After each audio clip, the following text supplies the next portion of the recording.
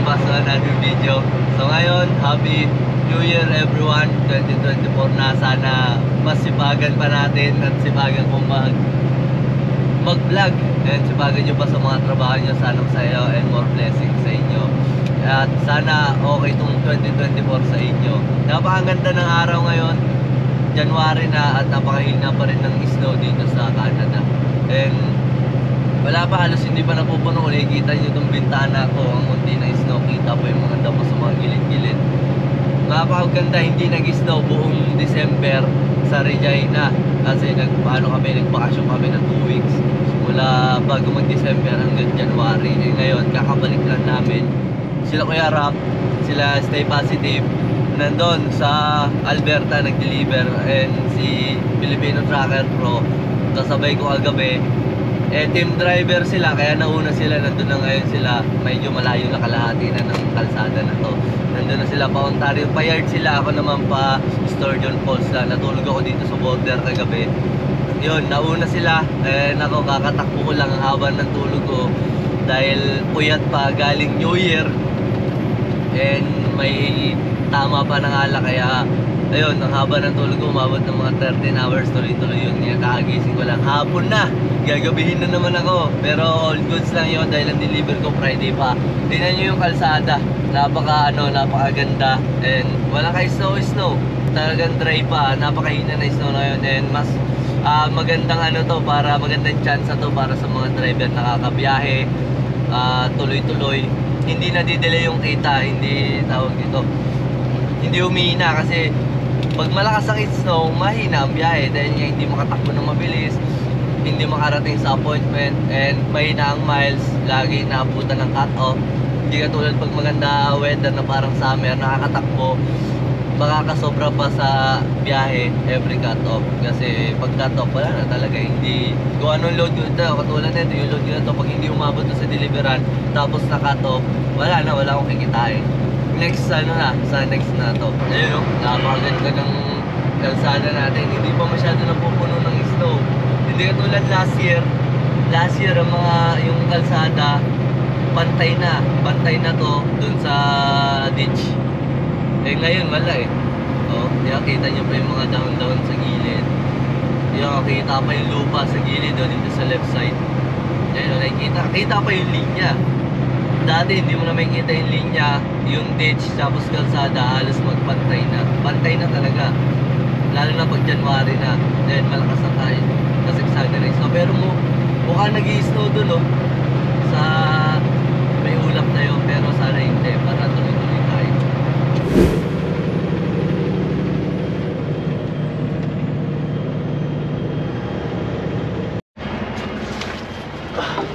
So yun guys, magandang gabi. Naabot na tayo ng gabi ngayon. Hello my loves, love you.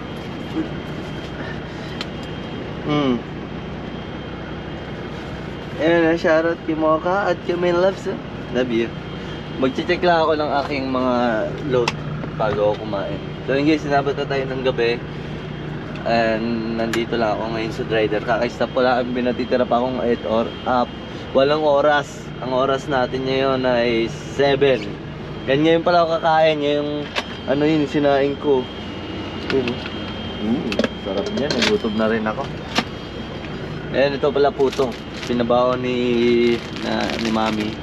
Tapos yung itong snack na to, bili sa akin ni my loves. Yan, pati mga snack ko, tsaka mga chocolate pinadala. And may cake, kumain ako ng cake kanina. And gusto ko ng kanin ngayon kaya di ko naubos. Meron dito ulam pinadala. Ngayon mag-check muna ako ng load. Load natin bago ako kumain para tuloy-tuloy na. Kasi itong load ko hindi ko makita sa gabi sa side mirror ko. Kaya i-check ko siya ngayon habang naka-stop ako bago ako kumain, para pag after kumain dire-diretso ako. May 8 oras pa ako, abutin ako ng madaling araw dito. Mahal, wait lang, mag-ano lang ako. Load check. I love it.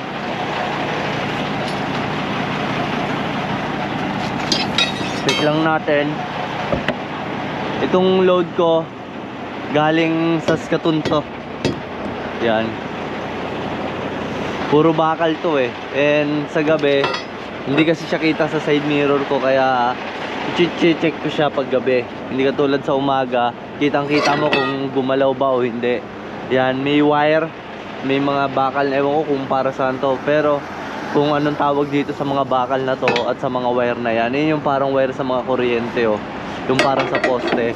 Ngayon, yan oh, check ko lang siya kung mahigpit ba. Kasi mamaya naputol eh, bakal to eh. Mamaya nagkaskasin. Kumaskas tong mga strap sa bakal, then naputol. Yan, kaya kailangan chinecheck siya. And lalo na tong nasa ibaba, baka mamaya lumuwag eh, din maglaglagan yan. Dahil minsan nagko-compress pa baba eh. Kung lamig. Musok ko. Ayan. Oh, masikip. Yun o, mga wire. Tapos i-check ko yung mga gulong ko. And gusto ko mag-drive sa gabi dahil kitang-kita mo yung kalsada. Ay, hindi naman kita yung kalsada. Kitang-kita mo kung may naka-stop ba, kitang-kita mo yung mga sasakyan, kitang-kita mo yung mga pasalubong at paparating na mga sasakyan sa gabi. Hindi ka sa umaga, minsan eh, nakakaantok sa umaga eh. And maganda sa gabi lalo na pag magandang weather. Pero kadalasan pag winter, mahirap sa gabi dahil yun nga, nagbabad weather sa gabi. And kagabi, grabe lakas ng snow. Pero ngayon, pasalamat ako na maganda ang ating weather. Tamo, may mga star tayong nakikita ngayon sa gabi. Ayan, trailer natin, B-Train. Ito, fully loaded tong karga ko, 90,000 pounds to. Itong ano lang, load, hindi kasama yung ano to. 90,000 pounds yung ating load na total gross weight. Hindi kasama yung trailer and truck doon. Kaya umabot siya ng 130,000 pounds. Okay guys, kakain na muna tayo. Wala na ako kasama dito. Dati dito ako natutulog dito sa Kiarap. Ngayon single driver na ako. Ito yung mga kalat natin. And thank you kay Manoy. Yan o, Q-line. Binigyan ako ng jacket ko. Ayan, ito mga damit ko. Hindi ka na, tiyatamad akong ilagay. Ay, mga tubig ko, dalawa na lang. Dahil binaba ko sa bahay. Ito yung mga gamit ko. And ang dami nakalagay. Kaya hindi ko na muna nilagay dito. Ito pala yung chocolate. Ay, cake. Yan, luto ni... Gawa ni Mami Ermat ko. Sarap. Oh. Parang pajubar. Yung nasa. Doon, nilagay ko mga snack ko nandito. Ayun, yung snack ko nandun. Tubig ko.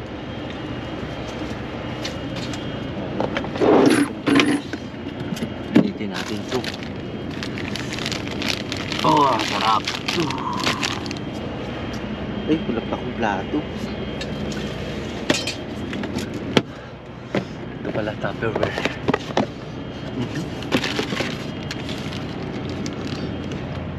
Ay, mga Tupperware ako dito. Kahit yung maliit lang.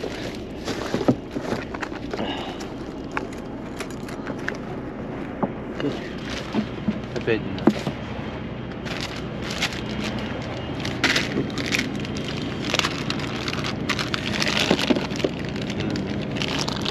I-ano ko lang yung mga kakainin ko lang para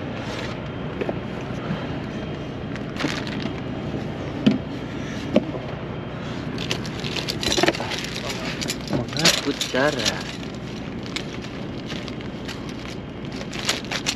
Dami ko kutsarang plastic paper. Ayun.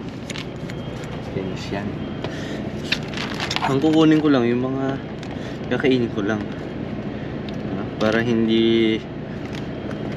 hindi laging hindi na nalalata kakainit. Sarap.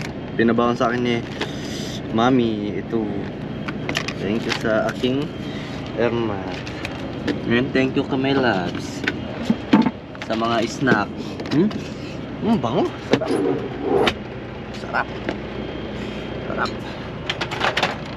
Ito lighter to. Itong lighter ko para sa mga ano natin. Ito 2 minutes and 30. Yan mga plastiko, mga marumi yan, pero may paggagamitan yan. Yan. Ngayon itong lighter na to para sa ano to, kandila. Itong kandila ko guys. Ito pala. Yan o. Laki yung kandila ko. Kasi Pagdasan ka lang yung mga bigas na kumalat ah. Yan. Itong kandila na to kapag nasiraan ka ng truck at yung truck hindi na umaandar. Yan. Bago lang to eh. Diyan lang yan. Bango. Dami ko na. Okay. Yun. Maya-maya tatakbo na ako. Kakain na muna ako. Ako, bago mainit pa yung kanin ko. Sarap. Ay, matanggal. First meal. Hindi ganun pala ako. So, ang aking pagkain. Ayun guys. Kain Mahal. Nang kasama ko lang dito sa biyahe kundi si Mahal yan. Lagi kong kakol yan. Para sa biyahe hindi antukin, di ba? Kain tayo. Sarap. Gutom na rin ako eh. Tapos suka. Ewan ko anong tawag sa suka na to eh. Galing probinsya para siyang pinakurat na kakaiba. Tapos magdamagang tagbuka.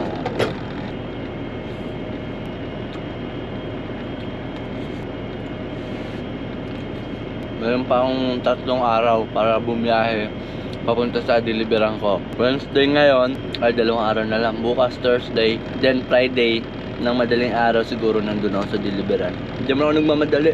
Chill lang ako. Di rin ako nag-overspeeding dahil mahaba pang araw. Kaya chill lang tayo. Marami rin pulis na nakabantay sa kalsada. Nalalaman din dito kapag may mga pulis eh. Dahil yung mga sasakyan nagpa-flash. Para nag-give ng warning. Sarap, kumain ng kanin. So ayun guys, busog. Kaya ngayon tatakbo na ako.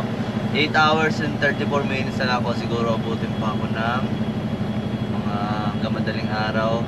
At papabutin ko to hanggang sa Long Lock siguro or Hearst. Wait lang, tingin ko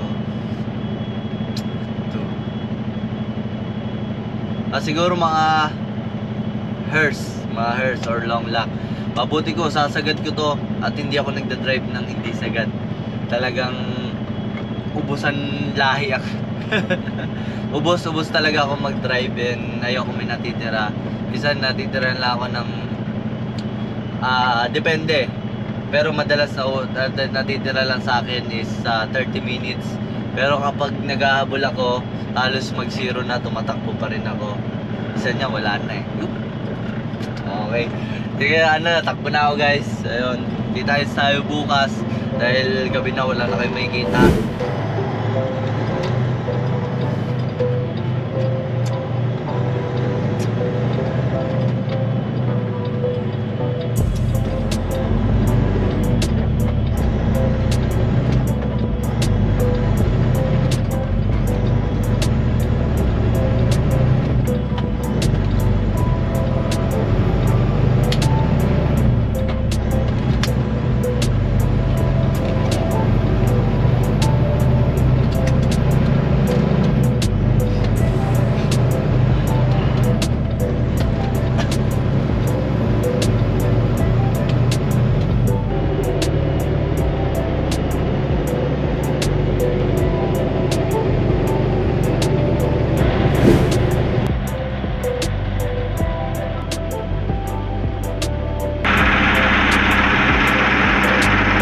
So guys, good morning. Nandito ako ngayon sa Hearst. Kaagising ko lang.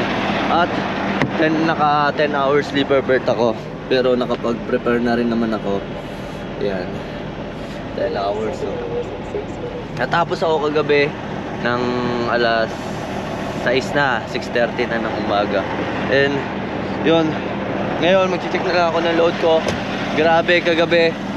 Inabutan ako ng bad weather. Yun lang ang pangit kapag gabi tumatakbo, bad weather. Pero all goods lang yon dahil kaya isa rin sa reason kung bakit ako tumatakbo dahil yung air dryer ko may singaw. Ewan ko kung naririnig nyo, may siya, may problema siya. Pero galing na ako sa may British Columbia ng 2.5 days sa Kenworth, pero hindi nila naayos dahil nga hindi rin nila alam kung saan nanggagaling. Bago yung air dryer ko, bago yung line ng compressor ko, lahat yan bago. Pero Di rin nila alam kung saan nanggaling. Kaya itong truck na to, dadalhin ko to doon sa yard para i-check up. Yun, nagulat din ako kagabi dahil alas 12 ng gabi, bukas yung timbangan sa Thunder Bay. Ay, grabe yung kaba ko. Dahil isa yun sa rason kung bakit gabi ako tumatakbo dahil sa truck ko. Alam naman na to na opisina, sabi nila hindi nila kaya gawin dun sa Kenworth Burnaby, kaya dadalhin tong truck. Good to go naman daw tong truck, pero syempre police yun, hindi naman sila ang gusto nila. Kahit konting leak ayaw nila makarinig, kaya yung kaba ko grabe. Pero kung sakaling nahuli ako or natikitan ako, hindi ako papayag yung opisina ang papatikitan ko, kasi alam nila yung about sa truck na meron akong problema. Chinek talaga, nandito yung police, nakatayo. Sa sobrang kaba ko, hindi ako gumamit ng preno, buti patag yung kalsada. Hindi ako gumamit ng preno para lang hindi niya mapansin yung singaw, kasi kapag may preno ko, mas malakas yung singaw. Pero all good naman siya, nagbibuild siya, hindi siya nauubusan ng hangin. Nagbabawas lang siya kasi may singaw nga eh. Galing sa air dryer ko, bago yan, kung sisilipin, bago rin naman. Nakatayo siya dito, kinakausap ko kung may defects. Hindi ako preno, pero hindi niya naririnig. May unting singaw, pero hindi niya naririnig kasi maingay yung truck. Kasi mapansin nyo kung napapansin nyo. Kaya sobrang kaba ko, hindi na ako nakapag-video. Yung camera nandiyan lang sa tapat ko, nakalagay lang doon sa dashboard. Hindi ko pa na-play dahil kabang-kaba ako. Chinek niya, inikot niya to. Chinek niya yung load ko. Sinanong niya kung hindi, alamig din ako kaya mag-gloves ako. Tinanong niya ako kung may defects ba, kung may problema ba yung mga trailer ko, yung ilaw. Alas 12 ng gabi, bukas yung timbangan sa Thunder Bay. And yun, chinek niya to. Tinignan niya yung mga gulong ko, tinignan niya yan. Tinignan niya to, yung load ko, yan. Yan, tinignan niya yung load ko kung secure ba. Hinawakan niya, ginanyan niya talaga to. Buti na lang, nag-check ako lagi ng load ko every 2 hours or 3 hours. Basta mag-stop ako o chine-check ko yan. Chinek niya yan, yan. Ano yan, secure yan talaga. Talagang ang higpit niyan. Kahit ako nga, baka mahirapan pa akong tanggalin eh. Ginanyan niya yan, Tapos sinilip niya yung ilalim. Ay, grabe ang kaba ko. Yung camera, nasa harap ko lang, hindi ko pa na-play. Dahil sa kaba ko, kasi iniisip ko, kapag niya narinig yung hangin, dali. Tapos pinabrake niya ako, nandito siya. Nakatingin siya dyan, nakatingin siya na ganyan. Tapos pinabrake niya ako, signal light. Umukay, wala siyang narinig dito sa trailer, pero yung truck, ay, gabi ko. Pero ito, dadalhin na to sa yard. Pabalik na ako ng yard, kaya yung truck ko panigurado aayusin na, doon na ayusin kasi naggaling ako ng bakasyon, Pasko, New Year, kaya hindi siya nagawa agad nung galing akong British Columbia. Ngayon, igagawin siya, papalitan ulit or aayusin ulit yung air dryer. Yun sabi sa akin ng mechanic. And all good naman, kung nahuli ako, kung natikita man ako, tatawag lang ako sa boss ko, kasi yung boss namin, pwede mong tawagan anytime kahit madaling araw, basta may problema. And yun, sa kanila ko ipapatikit yan para yung license ko all goods at walang problema, kasi alam nyo naman na hindi naman natin kasalanan. Yun ang isa nakakabalang, kasi ang hirap makikipag-diskusyon ka sa police kung paano ba ang gagawin ka para hindi ka matikitan, di ba? Yun lang mahirap. Pero ayun, ang lamig na. Nag-i-start na mag-snow, kaya nagpe-pre-trip na ako. Tinitingnan ko na to. Ayun, chinek ko naman na to kagabi. Dahil pag umi-stop ako, nag-check talaga ako ng aking trailer. So yun guys, lamig. Check ko na muna to. Yun, all good naman. Sinilip niya tong ganyan, Buti na lang, wala. Chinek niya rin yung mga gulong ko. Parang inspection kasi sa Thunder Bay, sarado yung timbangan, kaya ang ginawa nila, chinecheck na nila. Hindi na check yung weight dahil sarado yung weight scale. Chinecheck nila buong trailer talaga. Tapos tinatanong nila yung mga driver kung saan nagsimula, and tinitignan yung ilag. Buti na lang, kaka-start ko lang noon, nagdrive pa lang ako ng 5 hours. 5 hours pa lang ang nadadrive ko, kaya all good. Grabe, kinabahan lang talaga ako. Hindi ko na video, sayang. Maganda sana yun, ipakitang content, di ba? Pero yan, tapusin ko na muna to guys. Let's go. Ayusin ko na muna yung pre-trip ko, then tatakbo na ako dahil anong oras na rin. Ito, mas madali na yung ganito na nagpi-pre-trip kami gamit yung ilag. Mapapalitan na rin naman tong ilag ko ng bago ngayon. Kasi lahat ng ilag namin, ito mga luma to, Omnitrax. Ngayon, papalitan na siya ng Samsara. And yung mga ibang truck driver dito sa Kelsey, napalitan na ng Samsara. And ito, yung camera namin. Camera to eh. May camera to sa loob. Pero tinakpan. Yung mismong company nang nagtakip. Ito yung takip po. Ito yung takip ng camera Samsara. Pero dun sa labas may camera. Ito may camera yan dyan na nakatutok dito. Pero nilagyan na ng company para privacy namin. Sila na mismo ang nag-provide ng cover niyan para wag na i-scotch tipan. And yan. Pag tinanggal to, yung camera nandyan yung lens. Tapos na ako mag-pre-trip ngayon. Tatakbo na ako dahil mga 7 hours pa ang layo ko. And mukhang babagsak ang malakas na snow dahil alas 4 na and ang dilim ng weather. Kanina pa ganito, may mga time na nag-snow, may time na ano, hindi. Ngayon, takbo na tayo. Oras na. Tapos ang bukas, ang deliver ko alas 10 ng umaga. And mamayang gabi, nandun naman ako siguro mga alas 10, alas 11 ng gabi, nandun na ako sa mismong tapat nila. Sa gate na ako matutulog ng deliveran ng customer.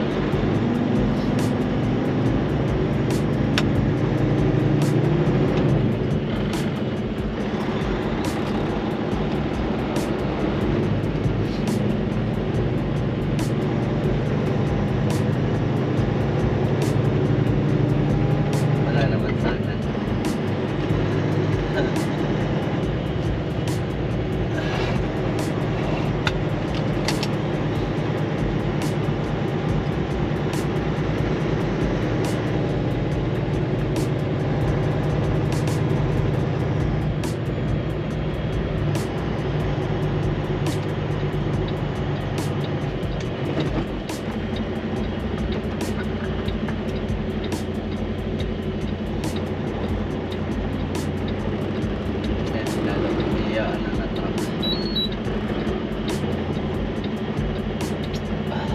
Ito, masarap na magkape kahit tanghali na, hapon na dahil malamig.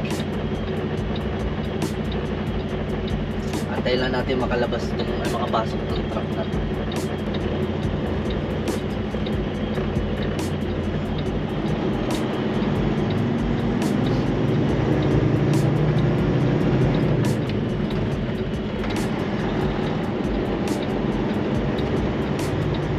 Bigat ng load ko.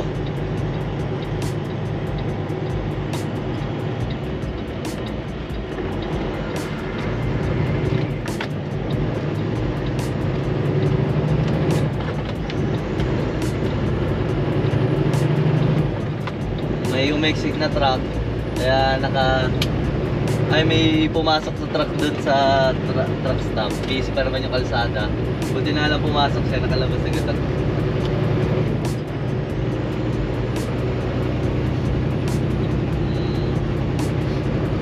Bigay ng stock mahal.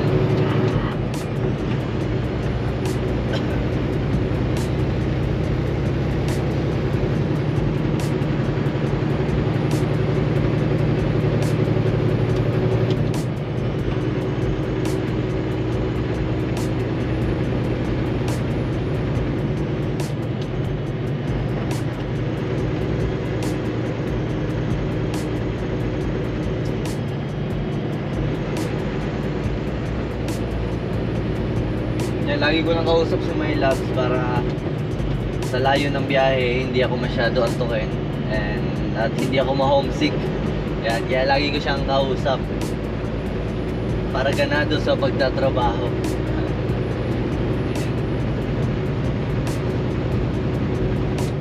Dahil minsan nakakaantok yung wala kang kausap, drive ka lang ng drive.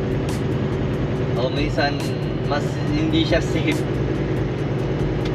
Dahil antok ka pag gewang-gewang ka na dahil ang boring talaga. Hindi naman ako mahilig mag-sounds. Hindi naman ako mahilig mag-sounds habang nagda-drive. And wala lang, ayoko lang mag-sounds kasi mas lalo ko inaantok. Tsaka yung earphone ko, hindi pasok sa tenga. nandito lang sa labas magkabilaan. Wala nakapasok dito sa tenga ko, kaya rinig ko ang nasa paligid ko.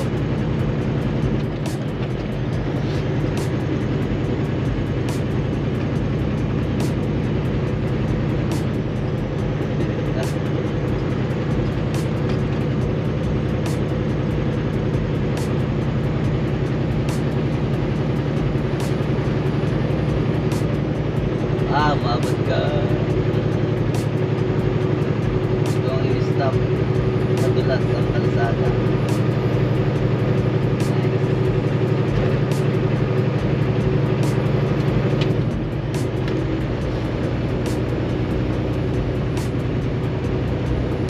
Uy, ako, baka maya dumulas ka. Naku, patay ka talaga. Ang dalas na naman ng kalsada. Loko yung sakyan.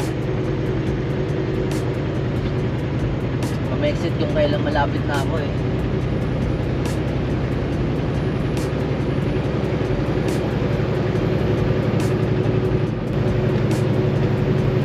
Gabi na naman, hindi na naman ako nakasilay ng araw.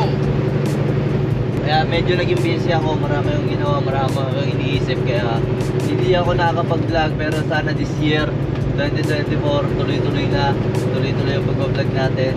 At mas gumanda pa ang ating mga video. Collision may dalang snowmobile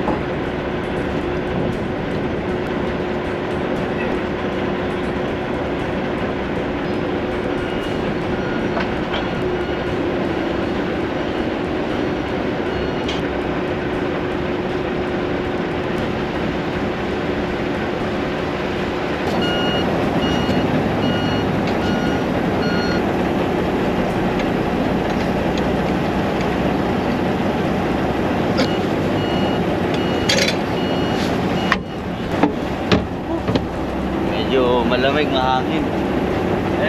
Dumating ako dito mga alas 2 ng madaling araw na. Kakagising ko lang. Nagbukas sila mga 7:30 pero pasok ako dito sa loob mga 7:30, 8:30 na.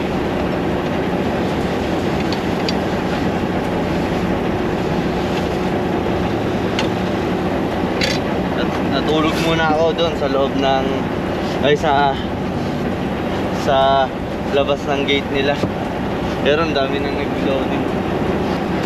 Hindi naman kasi ako bumangon kaya na-late na ako. Ang plano ko sana alas 8 ng umaga ang umagang loading, pero pagod alas 2 ako dumating. Pero all goods lang, at least maaga pa rin, wala akong alas 9. At after neto naghahabol ako ng pick up para ngayong araw. Kasi kung hindi ako makakahabol ng pick up, magtetenga ako dito hanggang Monday. Friday na ngayon. Sabado, Linggo walang mga pick upan, sarado yung mga factory or yung mga pick upan. So yun guys, maraming salamat sa pagsama nyo. Mas lalo pa natin si Pagang ngayong taon. Ano man pagsubok ang dumating, laging kakayanin. Okay? Yayaman din tayo. Hindi ko na ipapakita sa inyo kung paano i-unload kasi yung privacy nila hindi pwedeng i-public. Pag nag-unload sila, pwede ako lang, sarili ko lang, pero sila hindi na. Ayaw nila dahil yun nga, kung may mangyari man sa pag-unloading nila, ayaw nilang i-forklift ko dahil siyempre nakakaya nga naman, di ba? Tulad ng mga nangyari sa akin ng mga nakaraan, yung mga nag-unload sa akin, nalalaglag yung kahoy, nalalaglag yung bakal, yung mga ganon, ayaw nilang ma-public yung kasi baka mamaya makuhanan, mai-post ko pa, hindi na iniiwasan nila. Kasi lahat ng incident na nangyayari sa mga yard na dinideliveran namin, sa kanila lang yan, hindi lumalabas ng public. At hindi nila inaalam. Kaya karamihan ng mga video ko pag nag-unloading, sarili ko lang. Pagdating sa pag-unload nila, hindi ko na sinasama.